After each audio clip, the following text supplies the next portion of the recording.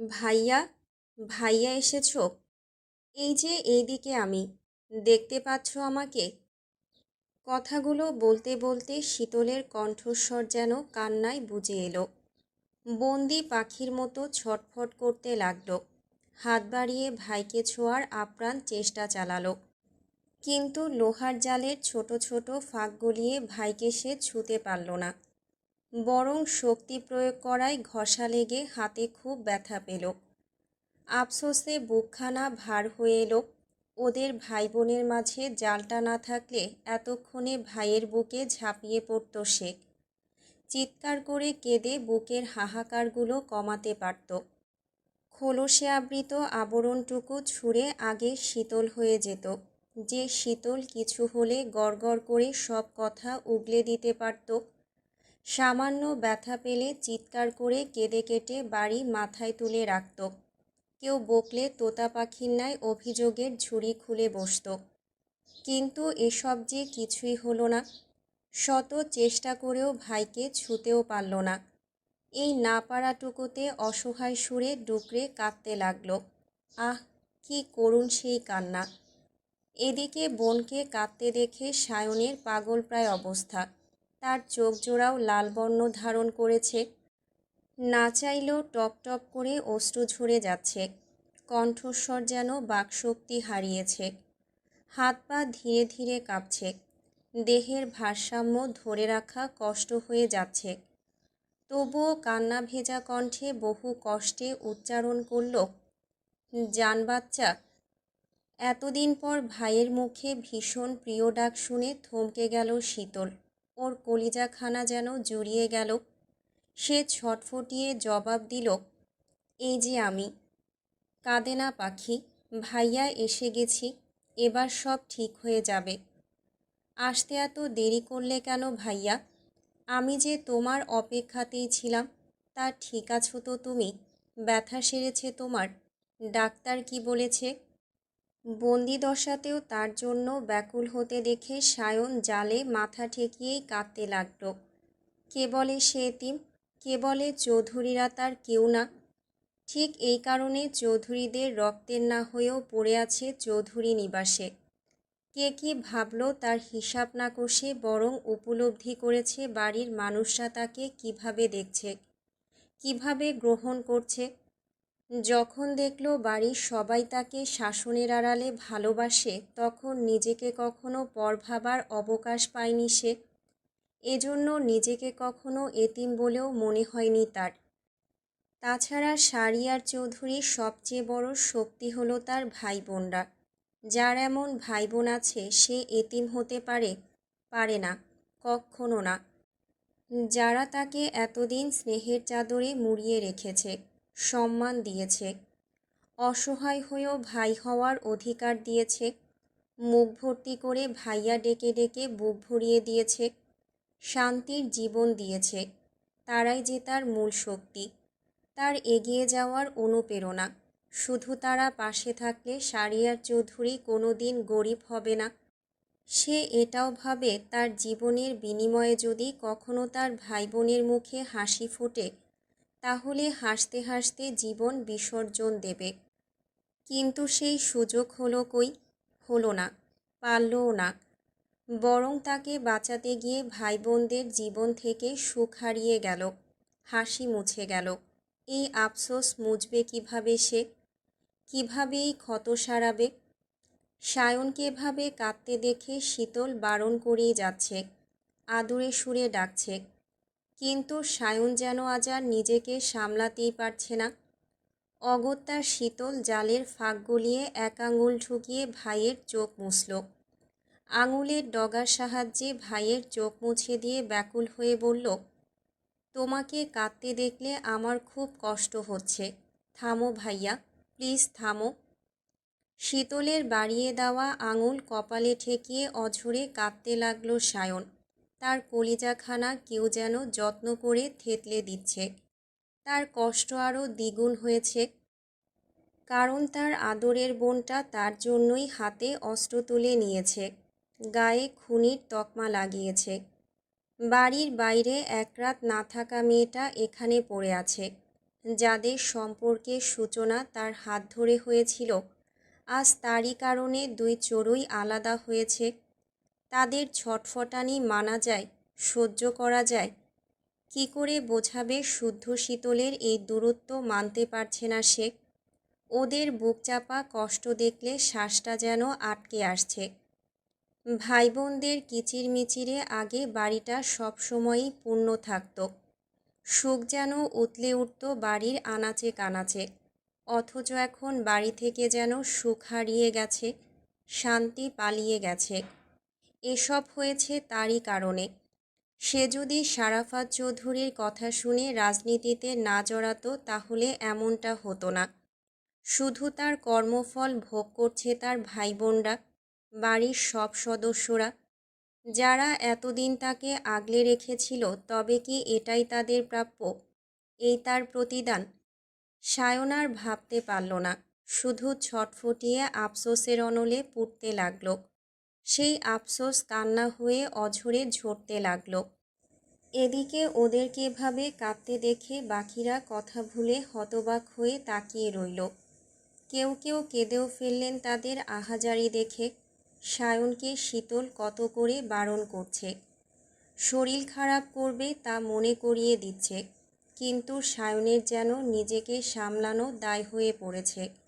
তার ইচ্ছে করছে জাল ভেঙে বোনকে বাড়ি নিয়ে যেতে, আর আইনকে মধ্যম আঙুল দেখিয়ে চিৎকার করে বলতে, তোদের আইনকে আমি চুদি, চুদি তোদের লোক দেখানো নিয়মকে।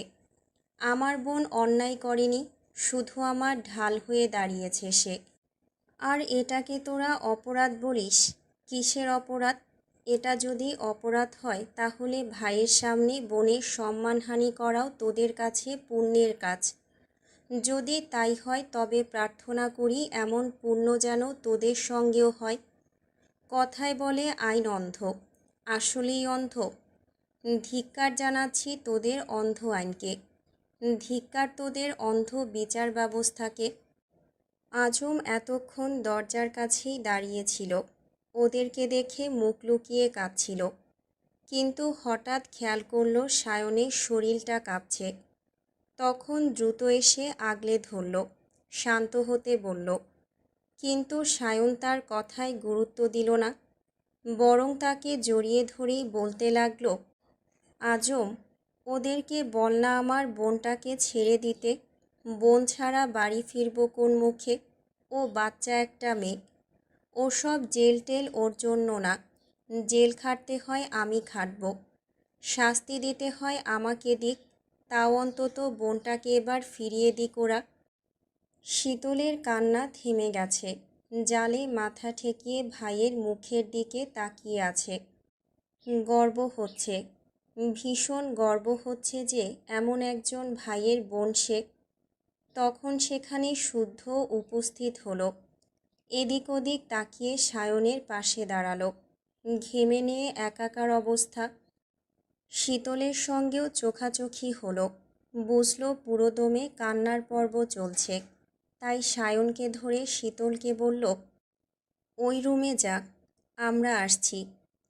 শুদ্ধর বলতে দেরি হলেও শীতলের ছুটতে দেরি হলো না। সে চোখ মুছে এগোতে লাগলো ভিজিটিং রুমের দিকে। আজকে ভিজিটিং রুমে দেখা করার অনুমতি পায়নি বিধায় এখানে আসতে হয়েছিল। তারপর টাকা খসাতেই কিছুক্ষণের মধ্যে অনুমতি পেয়ে গেল। শীতল দৌড়ে ওই রুমে ঢুকতেই থমকে দাঁড়িয়ে গেল। ঝাপসা দুই চোখে দেখল রুবাব, শখ, স্বর্ণ, সাম্য, সৃজন দাঁড়িয়ে আছে। তাদেরকে দেখে হাউমাউ করে কেঁদে উঠতেই ভাই বোনরা তাকে আগলে নিল। একসাথে কেঁদে উঠল সবাই। সায়ন প্রবেশ করলে সেও যুক্ত হলো। সায়ন শীতলের হাত কপালে ঠেকিয়ে অঝরে কাঁদতে লাগল।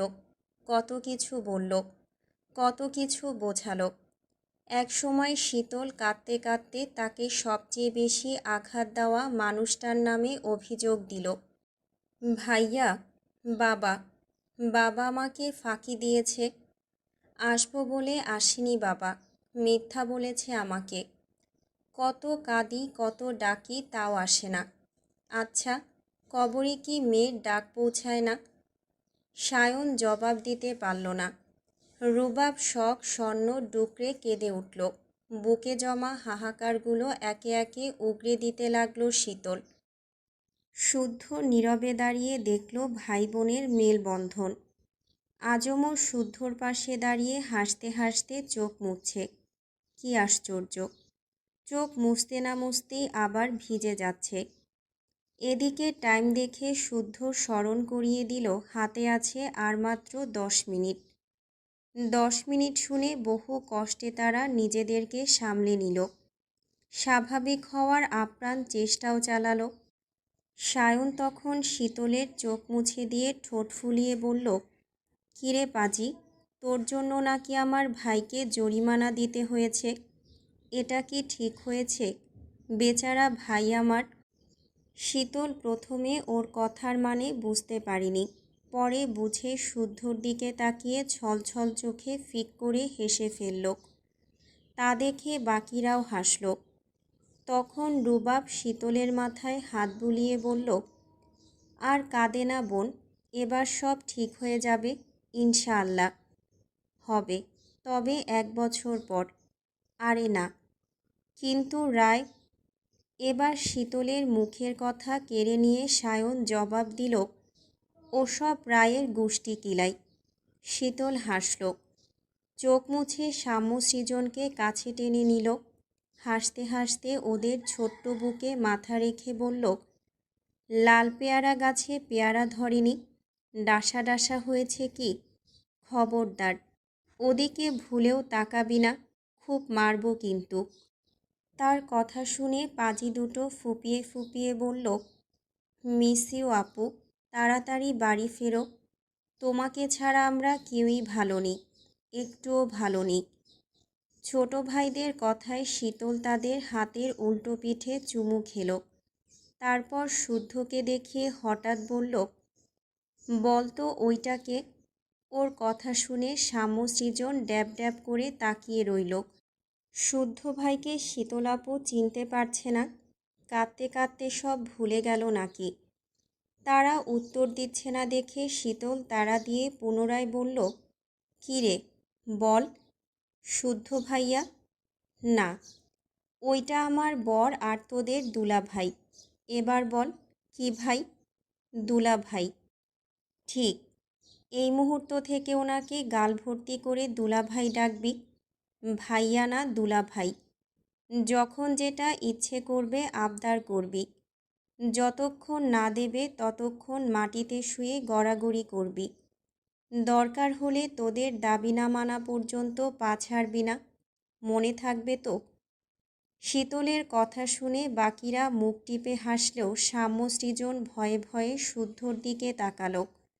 সায়ন রুবাব ভাই হলেও একটা কথা ছিল, কিন্তু শুদ্ধ ভাইকে একটু ভয়ই লাগে। এদিকে শুদ্ধ নিশ্চুপ হয়ে দেখছে তার ব্যাঙাচির দুষ্টুমি। কতদিন পর ওই ঠোঁটে দুষ্টু হাসি ফুটল, চোখে ভাসল তাকে জ্বালানোর প্রবণতা। এদিকে তাদের সময় শেষ। সুন্দর মুহূর্তগুলো কেন যে তাড়াতাড়ি চলে যায়। মনে হলো দুটো কথা বলতে না বলতেই সময় ফুরিয়ে গেল, আরও কত কথা জমা থেকে গেল। অগত্যা বুক চাপা কষ্ট নিয়ে সবাইকে ছলো ছলো চোখে বিদায় নিতে হলো। ধীরে ধীরে এগিয়ে গেল তারা। শীতল শুদ্ধর দিকে একবার তাকিয়ে মিষ্টি করে হাসল। কি চমৎকার সেই হাসি! হাসতে হাসতে তার গাল ভিজে গেল। এবারও শুদ্ধ নির্বাক হয়ে তাকিয়ে রইল। শীতল গেলে সেও চলে যাবে। শীতল 2 পা বাড়িয়ে দ্রুত ফিরে এলো। দরজার কাছে পাহারা দেওয়া পুলিশ সিসি ক্যামেরা তোয়াক্কা না করে শুদ্ধর বুকে ঝাঁপিয়ে পড়ল সে। পাহারাদার এতক্ষণ তীক্ষ্ণ দৃষ্টিতে রুমের ভেতরে নজর রাখছিলেন। মূলত ওনার কাজই এটা। এতক্ষণ ধরে ভাই বোনদের কান্না কিংবা এই মুহূর্তের ঘটনা কোনোটাই ওনার দৃষ্টিগোচর হলো না। খুব ভালো করে জানেন এদের ব্যাপারে, তাই দৃষ্টি সরিয়ে নিলেন।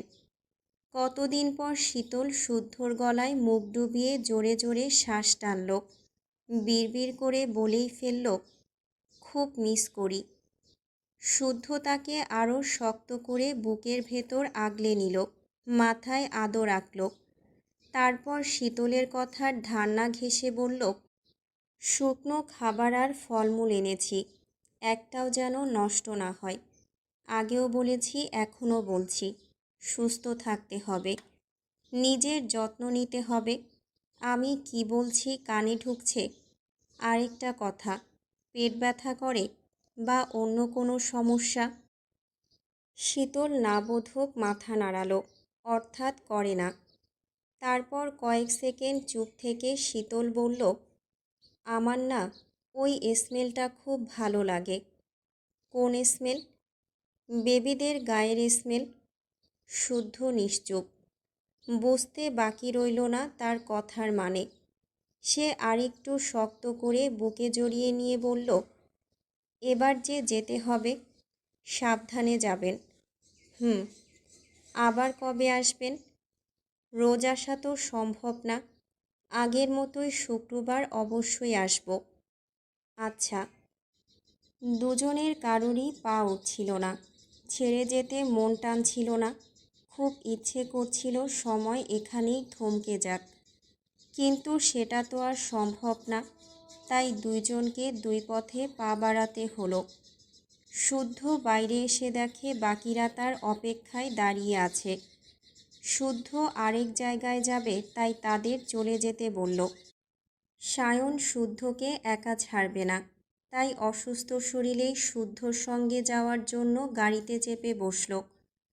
অগত্যা রুবাব বাকিদের নিয়ে রওনা হলো আর শুদ্ধ অন্য পথ ধরল। কেন জানি সায়ন একেবারে নিশ্চুপ হয়ে গেছে। চোখের ওপর এক হাত রেখে চুপ করে বসে আছে। বিদায় মুহূর্তে শীতল কেমন মায়া মায়া চোখে তাকিয়েছিল। ছলো ছলো চোখ দুটো যেন তাকে চিৎকার করে বলছিল, আমাকে নিয়ে যাও না ভাইয়া, আমিও বাড়ি যাব, আমার আম্মুর কাছে যাব। এখানে আমার ভালো লাগে না, তোমাদের ছাড়া সময় কাটে না, কষ্ট হয় আমার, খুব কান্না পায়। তখন চট করেই বুঝে গিয়েছিল বোনের চোখের ভাষা। চোখে ভাসছে আদুরে মুখখানা। শখ বরাবরই ঘরকুনো লাজুক, না ডাকলে কাছেও ঘেঁষে না। তার মানে এই না সে ভাইদেরকে কম ভালোবাসে। আসলে শীতল তার মতোই বাচাল, তাই দুজনের জমতো বেশ। শীতলের মুখে হাক ডাক বেশি, যার কারণে ওর প্রতি মায়াও একটু বেশি। এসব ভাবতে ভাবতে পুনরায় তার চোখ জোড়া ভিজে উঠল। অশ্রু ঝরে গেল নিজের অজান্তেই। তখন শুদ্ধ গাড়ির হুইল ঘোরাতে ঘোরাতে মলিন হেসে বলল, একদিনে কাহিল হলে চলবে? আমার দিনগুলো তো এভাবেই কাটছে। এভাবেই তাকে দেখে আসি, বুকে পাথর চেপে একা রেখে আসি। কথা শুনে সায়ন আর নিজেকে সামলাতে পারল না। শুদ্ধকে জাপটে ধরে শব্দ করে কেঁদেই ফেলল। অতর্কিতে শুদ্ধ দ্রুত গাড়ির ব্রেক কষল। সায়নের তপ্ত চোখের জলে মুহূর্তেই ভিজে উঠল শুদ্ধর কাঁধ। কেন জানি সায়নকে কাঁদতে দিল শুদ্ধ। নিজে কাঁদতে না পারলেও ভাইকে কাঁদার সুযোগ দিল। কিছুক্ষণ পর বলল, পার্টি অফিসে যাবে? ছেলেপুলেরা তোমার অপেক্ষায় আছে। না। ঠিক আছে, যেও না। তবে মেয়েদের মতো ফ্যাচ ফ্যাচ করে কেঁদো না। সাতটার কী অবস্থা করলে! বাচ্চার বাপ হতে যাচ্ছ, তাও জড়াজড়ির স্বভাব যাচ্ছে না। ভাইয়ের কথা শুনে সায়ন মুখ তুলে কটমট করে তাকিয়ে রইল। তারপর কিছুক্ষণ চুপ থেকে নাকের সর্দি শুদ্ধর গায়ে মুছতে গেলে শুদ্ধ একদম সিটের সঙ্গে সিটিয়ে গেল। হুমকিও দিল, এই কাজ করলে খবর আছে। তা দেখে সায়ন টিস্যুতে হাত আর নাক মুছে বাইরে তাকিয়ে রইল। শুদ্ধ গাড়ি স্টার্ট দিলে কিছু একটা মনে হতেই সায়ন খেকিয়ে উঠে বলল, কোন চুতিয়া আমার বোনকে 1 বছরের রায় দিয়েছে? কোন যুক্তিতে দিয়েছে? নাম কি ওর? বালের আইন মারায় সে। ওর আইনকে কারেন্ট করে ওর পেছনেই লাগিয়ে দেব। কিসের 1 বছরের জেল? কে থাকবে 1 বছর? আমার বোন? কখনো না। এই কোর্টের রায় আমি মানি না। হাইকোর্টে আপিল করব আমি। আচ্ছা করো, আপাতত শান্ত হও। আমার বোনটা কাঁদছে আর তুই শান্ত হতে বলছিস? বোন বাড়ি নাই, ওই বাড়িতে থাকবো কি করে আমি? আমার নিঃশ্বাস যে আটকে আসছে ভাই। এবার শুদ্ধ বেশ শান্ত স্বরে জবাব দিল, আমারও দম আটকে আসে, তবুও তো বেঁচে আছি। হয় কিছু কর, নয়তো আমি মাঠে নামলে সব তামা তামা করে ফেলব। এ কথা শুনে ভাইয়ের দিকে এক পলক তাকালো শুদ্ধ। তারপর কিছুক্ষণ চুপ থেকে ধীর কণ্ঠে বলল, চিৎকার করে ক্ষমতার বড়াই আর বুদ্ধি খাটিয়ে জেতা এক জিনিস নয় ভাইয়া। ইয়াসিরও ঠিক এই ভুলটাই করেছিল। ও ভেবেছিল ক্ষমতার দাপট দেখালে জজ ভয়ে কাঁপবে, ওর কথা মেনে শীতলের জামিন হবে। কিন্তু এগুলো কি এতই সোজা? হয়তো সোজা ভেবে ইয়াসির এর পরের ভুলটা করেছিল, জজকে সরাসরি খুনের হুমকি দিয়েছিল। ওনার বোনের স্ক্যান্ডেল ভাইরালের ভয় দেখিয়েছিল। এমনকি ক্ষমতার দাপটে জজের প্রতিবন্ধী বাচ্চাটাকে আটকেও রেখেছিল। সেদিন জজ হয়তো পরিবারের সম্মান আর বাচ্চাটার প্রাণের মায়ায় কেসটা অন্যকে হ্যান্ডওভার করেছিল। তারপর রায় ঘোষণার পর জানলাম বর্তমানের জজ আর আগের জজ সম্পর্কে তারা কলিগের পাশাপাশি আপন ভাইরা ভাইও। ক্যালকুলেশন বুঝলে এবার? তোমার কি মনে হয় আদালতের কেস জজের টেবিলেই সীমাবদ্ধ থাকে? খাবার টেবিলে সেই প্রসঙ্গ ওঠে না? অবশ্যই ওঠে, এবং তারা নিরপেক্ষতার মুখোশে ঠিকই সুযোগের সদ্ব্যবহার করে। এখন সেই হিসেবে ইয়াসিরের ভুলের মাসুল শীতলকে দিতে হচ্ছে। এখন তুমি যদি চাও তাহলে তোমার ক্ষমতাও দেখাতে পারো, তাতে আমার বিন্দুমাত্র আপত্তি নেই। দিন শেষে আমি তো আছি এসব সামাল দেওয়ার জন্য। সায়ন জবাব দিল না, বরং একদৃষ্টিতে ভাইয়ের দিকেই তাকিয়ে রইল। শুদ্ধর শেষের কথাখানায় অভিমান খুঁজে পেল। পরক্ষণেই তার দৃষ্টি নত হয়ে এলো। আর ভাবতে পারল না। এসির ঠান্ডা বাতাসেও দরদর করে ঘামতে লাগল। তখন শুদ্ধ পুনরায় বলল, আমি থেমে নেই, হালও ছাড়িনি, একটু ধৈর্য ধরো। এখন আবেগের বশে ভুল করা যাবে না। তোমার আমার একটা ভুলে তীরে এসে তরি ডোবার মতো হবে, আর এর খেসারত দিতে হবে তোমার বোনকে। সায়ন একদম শান্ত হয়ে গেল। শুদ্ধ ভাইয়ের মনের অবস্থা বুঝে মুচকি হেসে জিজ্ঞাসা করল, মন কি খুব খারাপ? তা আইসক্রিম কিনে দেব নাকি ফুল কিনে দেব? চুমু। ছি। শুদ্ধকে মুখ কুঁচকাতে দেখে সায়ন হেসে ফেলল। তারপর উকিলের সঙ্গে কথা বলে কিছু কাগজপত্র যাচাই বাছাই করে দুই ভাই বাড়িতে ফিরল। বাড়ি ফেরা মাত্রই সাম্য সৃজন শুদ্ধকে পানি এগিয়ে দিল। সঙ্গে শীতলের শিখিয়ে দেওয়া কথা মতো প্রতিটা কথায় দুলাভাই ডাকাটা যুক্ত করল। শুদ্ধ ভ্রুজোড়া কুচকালে পাজি দুটো দূরে দাঁড়িয়ে খিলখিল করে হাসতে লাগল। কাছে ডাকলেও এলো না। সারাদিনে যতবারই শুদ্ধর সঙ্গে দেখা হলো ততবারই দুলাভাই ডেকে কান ঝালাপালা করতে লাগল। এই নিয়ে বড়রা না চাইতেও হেসে ফেললেন। অনেক দিন পর কিছু মুহূর্তের জন্য চৌধুরী বাড়ির ড্রয়িং রুমে তাদের কিচিরমিচির শোনা গেল। শুদ্ধ আর দাঁড়ালো না, রুমে গিয়ে ফ্রেশ না হয়েই শুয়ে পড়ল। তার বুকের বাঁ পাশে হাত রেখে একা একাই বিড়বিড় করে, আমারও ভালো লাগে, ভীষণ ভালো লাগে বেবিদের গায়ের স্মেল। পরের দিন সকালবেলা। সকালের নাস্তা সেরে আজমের সঙ্গে পার্টি অফিস এসেছে সায়ন। ভীষণ কষ্ট হয়েছে হাঁটতে, তবু এসেছে। তাকে দেখে দলের ছেলেরা যেন হাতে চাঁদ পেয়েছে। কত গল্প হলো, হাসাহাসি হলো। পূর্বের ফুর্তিবাজ ভাইকে পেয়ে তারাও ভীষণ খুশি হলো। জোর গলায় বলল, মেয়র পদ শাহরিয়ার ভাইয়ের জন্য বরাদ্দ। এই শহরে রাজা হয়ে দাপিয়ে বেড়াবে শাহরিয়ার ভাই। ভাইকে মেয়রের আসনে দেখা তাদের কতদিনের স্বপ্ন। অবশেষে তাদের স্বপ্ন সত্যি হতে যাচ্ছে। এবং আবদার জুড়ে বসল নির্বাচনের ফল প্রকাশের পরপরই বিদেশি ব্র্যান্ডের কিছু টেস্ট করাতে হবে। সায়ন গালি দিলে তারা বেহায়ার মতো হেসে উঠল। কথায় কথায় আরও শুনল তার অনুপস্থিতিতে শুদ্ধর কথা মতো নাকি প্রচার চালিয়ে গেছে। জনগণকে তাদের দলে টানতে অনেক কিছুই করেছে। সব মিলিয়ে জনগণ তাদের সাপোর্টে, তার জয় নিশ্চিত। আবু সিদ্দিকও ভয়ে গা ঢাকা দিয়েছে, তার হদিস পাওয়া যাচ্ছে না। রবিও একটু কাবু হয়েছে, আগের মতো দাপটে চলছে না। সব শুনে সায়ন হাসল। তারপর আরও কিছুক্ষণ সেখানে থেকে আজমকে নিয়ে কোথায় যেন গেল। কোথায় গিয়েছিল কাউকে বলেনি, তবে শুদ্ধর কাছে ঠিকই খবর চলে এলো যে সায়ন নিজে গিয়ে নির্বাচন বাতিল করার আবেদনপত্র জমা দিয়ে এসেছে। সে রাজনীতি করবে না আর না করবে নির্বাচন। শেষ মুহূর্তে এসেও আবেদনপত্র যেন মঞ্জুর হয়, তাই হসপিটালের রিপোর্ট জমা দিয়েছে।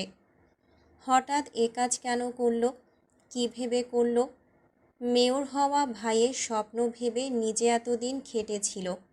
এত ঝড়ঝাপটার মাঝেও তাকে কেউ দমিয়ে রাখতে পারেনি। বিপক্ষ কারো হুমকিতে পিছিয়ে যায়নি সে, ভয় পায়নি। তবে জেদ ধরে রেখেছিল যে আসনের জন্য ভাইয়ের রক্ত ঝরেছে সেই আসনই দখল করবে, সেই ভাইকে বসিয়ে তারপর দম ছাড়বে। অথচ ভাই এসেই কিনা এমন একটা সিদ্ধান্ত নিল। একবার জানানোর প্রয়োজনও মনে করল না। এতদিনের করা সব কষ্ট বিফলে গেল। তাই শুদ্ধ সিদ্ধান্ত নিল সায়ন না বললে সেও আগ বাড়িয়ে কিছু বলবে না।